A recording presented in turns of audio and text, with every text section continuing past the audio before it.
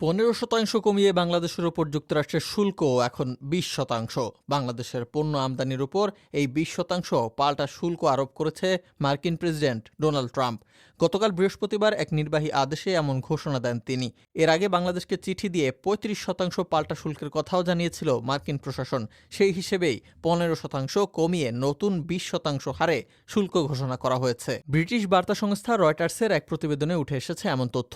শুল্ক নিয়ে হোয়াইট হাউসের এক ঘোষণায় এই পরিমাণের কথা উল্লেখ করা হয়। হোয়াইট হাউসের ঘোষণায় বলা হয়, অন্যান্য দেশগুলোর মধ্যে পাকিস্তানের ওপর 19%, আফগানিস্তানের ওপর 15%, ভারতের ওপর 25%, ব্রাজিলের ওপর 10%, ইন্দোনেশিয়ার ওপর 19%, মালয়েশিয়ার ওপর 19% এবং মিয়ানমারের ওপর 40% শুল্ক আরোপ করা হয়েছে।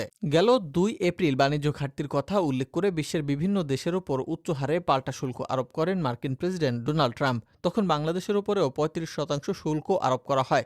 পরে 9 এপ্রিল বিভিন্ন দেশের ওপর এই শুল্ক 3 মাসের জন্য স্থগিত করেন তিনি। এ সময় শুল্ক নিয়ে আলোচনার জন্য যুক্তরাষ্ট্রের সঙ্গে বিভিন্ন দেশকে আলোচনার সুযোগ দেওয়া হয়। যুক্তরাষ্ট্রের আরোপিত এই 35% পাল্টা শুল্ক নিয়ে তৃতীয় দফার আলোচনা হয় মঙ্গলবার। বাংলাদেশের পক্ষে যার নেতৃত্বে ছিলেন বাণিজ্য উপদেষ্টা শেখ বশির উদ্দিন।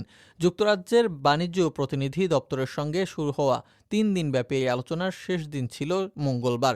আগের 2 দফা বৈঠকে নানা ইস্যুতে দুপক্ষের মধ্যে ফলপ্রসূ আলোচনা হয়েছে বলে জানা গেছে, তবে পাল্টা শুল্ক কমানোর বিষয়ে কোনো ইঙ্গিত পাওয়া যায়নি। আলোচনা শেষে উভয় পক্ষ যৌথভাবে এই বিষয়ে ঘোষণা দেয়। বাংলাদেশকে তাই বর্তমানে গড় 15% এবং নতুন পাল্টা শুল্ক 20%, অর্থাৎ মোট 35% শুল্ক দিয়ে যুক্তরাষ্ট্রের পণ্য আমদানি করতে হবে।